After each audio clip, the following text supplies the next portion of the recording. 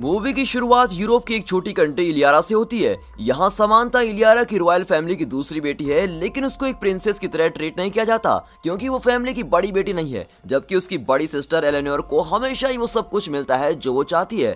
Sam के लिए सारी चीजें तब खराब हो जाती हैं जब उसके पापा जो इलियारा के किंग थे वो और उसका भाई प्लेन क्रैश में मारे जाते हैं। उसके बाद सैम की माँ कैथरीन देश के सिंहासन को संभालती है। अब थोड़े हफ्तों बाद एलेनोर 18 एज की पूरी हो जाएगी और वो अपनी माँ की जगह इलियारा की रानी बना दी जाएगी, जबकि सैम का होना कभी भी फैमिली में गिरा नहीं गया। सैम अपनी लाइफ में एक नॉर्मल बच्चों की तरह जीती है, वो जिसके साथ चाहे घूम फिर लेती है, और जिनमें से एक है माइक। देश में मोनार्की सिस्टम एडॉप्ट किया गया है और वो एक एंटी मोनार्की कैंपेन चलाते हैं और गलियों में रॉक म्यूजिक परफॉर्म करके लोगों और पुलिस ऑफिसरों को अट्रैक्ट करते हैं। सैम पुलिस को अपने स्केटबोर्ड स्किल से डिस्ट्रैक्ट करने की कोशिश करती है, लेकिन वो ट्रैफिक लाइट से टकरा जाती है और अरेस्ट हो जाती है। इसके बाद वो अपनी मम्मी के पास पैलेस में भेज दी जाती है। यहाँ वो बताती है कि गवर्नमेंट सिस्टम से लोग खुश नहीं है, लेकिन कैथरीन इसे मना कर देती है और कहती है कि वो सिर्फ माइनॉरिटी है। अगले दिन स्कूल में वो किसी रॉयल फैमिली की दूसरी बेटी से मिलती है जिसका नाम है रॉक्सेना, जो बहुत पॉपुलर होती है और उसको लाइव स्ट्रीमिंग करना बहुत ही ज्यादा पसंद है। अब हम देखते हैं कि एक हाई सिक्योरिटी प्रिजन दिखाया जाता है जहाँ स्पेशली वर्ल्ड पॉपुलर क्रिमिनल्स को रखा जाता है।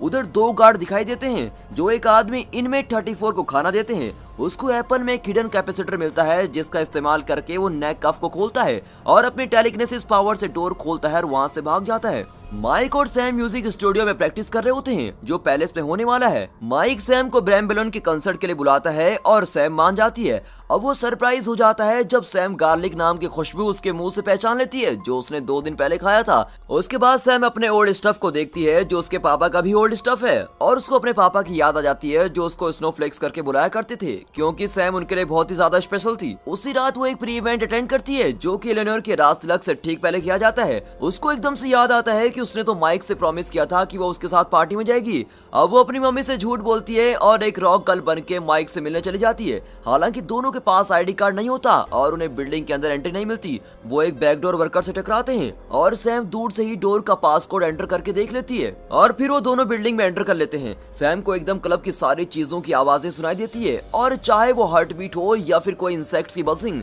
वो अनकंफर्टेबल सा फील करती है और उसको चक्कर भी आने लगते हैं। अब वो कंसर्ट को रोकने के लिए मजबूर होकर फायर अलार्म का ट्रिगर बजा देती है जिसकी वजह से वो फिर से अरेस्ट हो जाते हैं। अब माइक को लगता है कि उसकी फ्रेंड सैम के साथ कुछ गलत हो रहा है और ये उसको तब से लगने लग गया था जब सैम ने उसके 2 दिन पहले खाए हुए गार्लिक की खुशबू पहचान ली थी। फिर उनको ज्यादा देर तक रखा नहीं जाता और उनको छोड़ दिया जाता है और उनके पेरेंट्स उनको लेके जाते हैं। कैथरीन डिसाइड करती है कि वो अपनी बेटी को समर स्कूल में भेज देगी, जो टेस्ट उसने मिस किए हैं वो फिर पूरा कर लेगी। इसी दौरान इनमेट 34 अपने पार्टनर को बुलाता है और उसके एप्पल आइडिया की तारीफ करता है।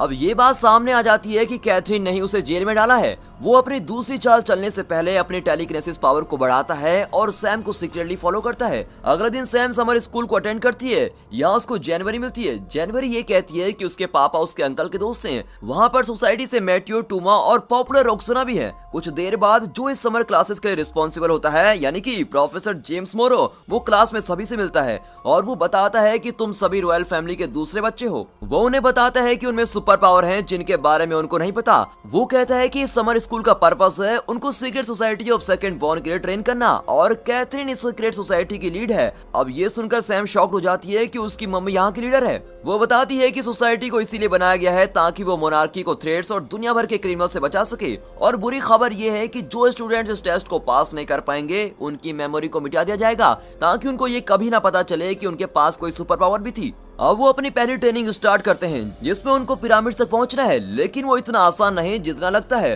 पूरा रूम लेजर वेपन से भरा होता है जो टूमा को हिट कर देती है। धीरे धीरे ही सही, लेकिन सभी स्टूडेंट्स अपनी सुपर पावर जानने लगते हैं। रॉक्सेना के पास इनविजिबल होने की पावर है और टूमा के पास ये सुपर पावर होती है कि वो जो चाहे वो काम कर सकती है। उसके साथ ही सैम के पास सुपर सेंस की पावर है जो उसके पास होने वाली चीजों को जल्दी जान लेगी। अब सारे स्टूडेंट्स अपने फर्स्ट चैलेंज से जीत जाते हैं। इसके बाद जनवरी को अपनी सुपर पावर का पता चलता है कि वो किसी की भी सुपर पावर टेम्पररी छीन सकती है, वो भी उनको टच करके, और मैट्यू इंसेक्ट्स को कंट्रोल कर सकती है। इस सेशन के बाद सभी लड़कियां अपनी प्रॉब्लम्स एक दूसरे से शेयर करने जाती हैं जो उनको सेकंड बॉर्न की वजह से होती है। और तभी अचानक सैम का फोन एकदम से रिंग करता है। अगले दिन स्टूडेंट्स अपनी ट्रेनिंग कंटिन्यू करते हैं और जेम्स उनको बताता है कि उनको अपनी सुपर पावर्स कंट्रोल करनी आनी चाहिए क्योंकि उन सभी के पास यूनिक सुपर पावर है। जेम्स हर एक के लिए एक स्पेशल ट्रेनिंग का असाइन करता है जिसमें सैम को वॉइस पे फोकस करने के लिए कहा जाता है और टूमा को एक डॉग दिया जाता है जिसका नाम चार्ली है ताकि वो दूसरों के साथ इंटरेक्शन को इम्प्रूव कर सके। इसी के साथ रोक्सना को एक्सट्रीम वेदर में अपनी सुपर पावर निकालने को कहा जाता है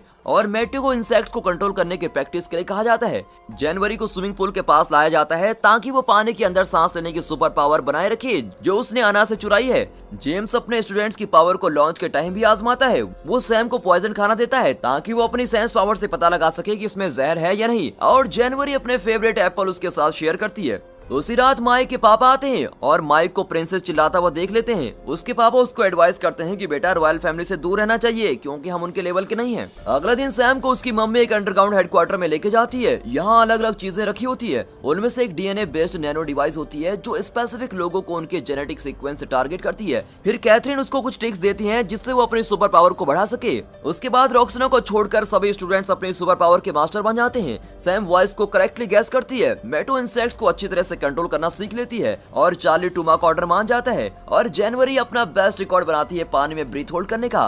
फिर जेम्स जानबूझकर रॉक्सना को मेकअप के बिना लाइव स्ट्रीमिंग करने को कहता है जिससे वो अपनी इनविजिबिलिटी की पावर को जान लेती है और सभी स्टूडेंट्स अपनी पावर के मास्टर्स बन जाते हैं और जेम्स से देखकर बहुत ही खुश होता है। बाद में उसी रात सैम को माइक के साथ स्ट्रीट कॉन्सर्ट जाना है जबकि जेम्स सभी स्टूडेंट्स को जगाता है और उनको फर्स्ट मिशन के लिए फोर्स करता है जो ज्वेलरी को चुराने से बचाने के लिए होता है और वो सब लोकेशन में पहुंचते हैं और सैम चोर को पकड़ने के लिए अपनी सुपर पावर का इस्तेमाल करती है। वो चोर के पीछे भागते हैं और उसको पकड़ने की कोशिश करते हैं सिर्फ ये पता लगाने के लिए कि वो असली में जनवरी की कोच है। अब उन्हें ट्रिक किया जाता है और वो ज्वेल को बचा नहीं पाते। इस बात से जेम्स काफी नाराज हो जाता है और वो बाकी दिनों की ट्रेनिंग कैंसिल कर देता है। अब सैम माइक से ना आने के लिए माफी मांगती है लेकिन उसको ये बताने के लिए मना किया गया है कि उसके साथ अभी अभी क्या हुआ था जो उसको दुखी कर देता है। अब अगले दिन उनका ये फ्री डे है इसलिए वो एक शॉर्ट वेकेशन के लिए बीच में जाने का प्लान करते हैं। अब ट्रेनिंग के दौरान सैम जनवरी के क्लोज आना स्टार्ट कर देती है और उसको पैलेस में इनवाइट करती है। वो अंदर जाते हैं और सैम उसको अपना म्यूजिक स्टूडियो दिखाती है और वो उसको बताती है कि उसके पापा ने सीक्रेटली इस टावर को म्यूजिक स्टूडियो में कन्वर्ट कर दिया था।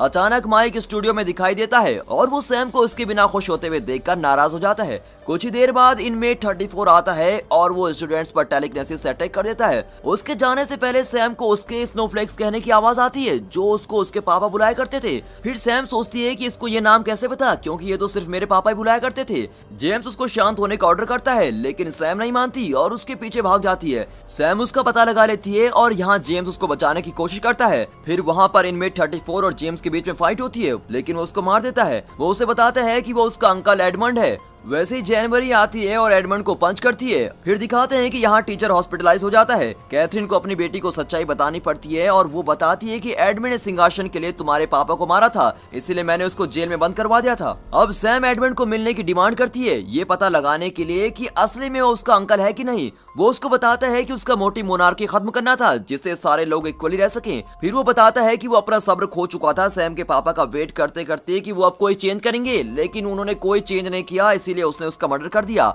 वो फिर अपनी बड़ी सिस्टर से मिलती है और उसको कहती है कि जैसे ही तुम्हें क्वीन बनाया जाएगा तुम्हें चेंजेस करने होंगे।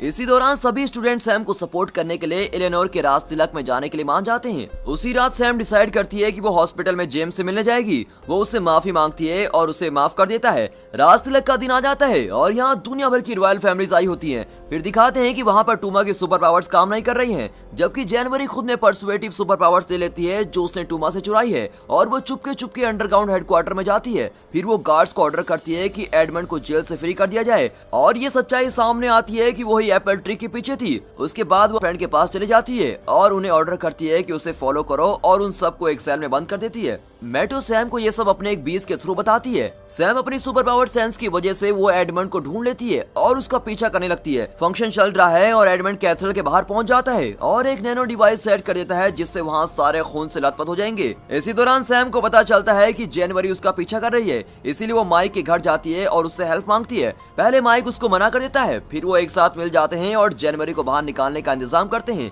क्योंकि उसने एडमंड से डील कर रखी थी ताकि वो शासन कर सके। फिर वो दूसरे स्टूडेंट के साथ ग्रुप बनाते हैं और उसको रोकने की कोशिश करते हैं। वो कहता है कि दुनिया में अगर रॉयल फैमिलीज ना हो तो सभी लोगों को फ्रीडम मिल जाएगी। सैम, टूमा और रोक्सना उसको डिस्ट्रैक्ट करने की कोशिश करते हैं और उसको एक ऐसे रूम में लेके जाते हैं जहां उसकी पावर काम नहीं करती। वहाँ माइक उस नैनो डिवाइस को रिप्रोग्राम करता है जिससे एडमंड अंदर ही ट्रैप हो जाता है और दूसरी तरफ राज तिलक का फंक्शन कंप्लीट हो जाता है बिना किसी डिस्ट्रक्शन के और इलेनोर इलियारा की न्यू क्वीन बन जाती है। सैम, रोक्सना, मैथ्यू और टूमा को सोसाइटी में एक्सेप्ट कर लिया जाता है और जेम्स भी ठीक होकर वापस आता है। अब कैथरीन सीक्रेट सोसाइटी का सच न्यू क्वीन को बताती है और वो सैम को प्रॉमिस करती है कि इलियारा के लोगों को प्रॉमिस देगी कि मोनार्की के साथ साथ वो पार्लियामेंट भी ऐड करेगी। सेकंड सोसाइटी को इन्फॉर्म किया जाता है कि जनवरी भाग गई है और इन्हें उसे ढूंढना है और यही इनका नेक्स्ट मिशन है और फिर ये इसी मिशन के लिए निकल जाते हैं। और दोस्तों यहाँ पर ये मस्त मूवी खत्म होती है।